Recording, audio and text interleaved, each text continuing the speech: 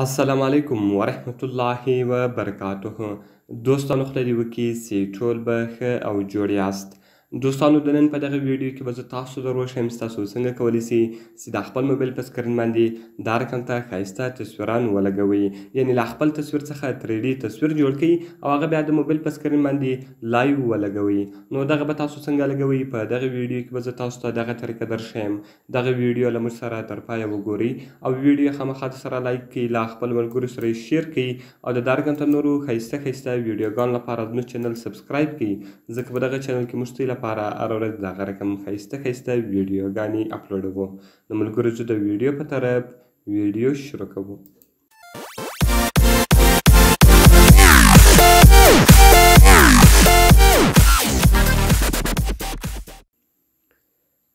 نو ملګرو د دې لپاره به تر ټولو مخکې تاسو په خپل موبایل کې یو اپلیکیشن را ډاونلوډ کړئ. د دغه اپلیکیشن لینک ما تاسو ته د ویډیو په ډسکرپشن کې درکړی دی. تاسو ډېر په اسانۍ سره کولی شئ چې دغه اپلیکیشن له هغې څخه ډاونلوډ کړئ. نو ملګرو کله چې تاسو دغه اپلیکیشن له هغې څخه ډاونلوډ کړئ، دغه رقم به دغه تاسو په خپل موبایل کې خلاص کړئ او دغه رقم به تاسو راسئ ملګرو په دا پلس بټن باندې به کلیک وکړئ. نو ګورم ملګرو دلته سلیکټ ایمیج تاسو به خپل تصویر وښایاست، یعنې تاسو چې هر تصویر اوس غواړئ چې جوړ یې کړئ او هغه د موبایل په سکرین باندې ودروئ. نو تاسو به راسئ په پکچر باندې به کلیک وکړئ. کله چې تاسو په پکچر باندې کلیک وکړئ، دغه رقم به تاسو راسئ په ګیلري باندې به کلیک وکړئ. نو کله چې تاسو په ګیلري باندې کلیک وکړئ، اوس تاسو هر تصویر غواړئ چې د موبایل په سکرین باندې ودروئ، صرف په ملګرو تاسو هغه تصویر وښایاست. نو زه غواړم چې دغه تصویر د موبایل په سکرین باندې ودروم، نو تاسو به هغه تصویر وښایاست او دغه رقم به ملګرو تاسو راولاړ شئ په سیو اینډ فینیش باندې به کلیک وکړئ. دلته به دغه تاسو کراپولی هم شئ، هر رقم ته چې کراپوئ او روټیټوئ هغه دلته تاسو کولی شئ. نو کله چې دلته تاسو خپل تصویر جوړ کړئ، بیا به تاسو راسئ په سیو اینډ فینیش باندې به کلیک وکړئ. کله چې تاسو په سیو اینډ فینیش باندې کلیک وکړئ، دلته چې تاسو هر نوم ورکوئ هغه نوم به ورکړئ او دغه به تاسو اوکې کړئ. نو کله چې ګورم ملګرو دغه تاسو اوکې کړئ، اوس هغه ستاسو تصویر جوړ سولو.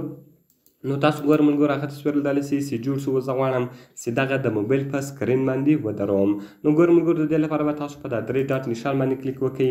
کله چې تاسو په دا 3 ډاټ نشان باندې کلیک وکړئ، دغه رقم به ملګرو تاسو راسئ په سیټ لایو والپیپر په دې باندې کلیک وکړئ. کله چې تاسو په سیټ لایو والپیپر باندې کلیک وکړئ، دغه رقم بیا تاسو راسئ په سیټ والپیپر باندې به کلیک وکړئ. نو په سیټ والپیپر کې تاسو ته 2 اپشن درکوي، یو هوم سکرین ده، یو هوم اینډ لاک سکرین ده.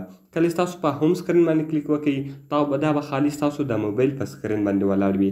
که هوم اینډ لاک سکرین باندې تاسو کلیک وکړئ، هم به په لاک سکرین باندې ولاړ وي او هم به په هوم سکرین باندې ولاړ وي. نو ګورم ما هوم اینډ لاک سکرین کوي، نو هغه تصویر به زما په موبایل باندې ولګېدی. نو په دغه طریقه سره ملګرو تاسو کولی شئ چې له خپل تصویرانو څخه 3D تصویران جوړ کړئ او هغه د موبایل په سکرین باندې ودروئ.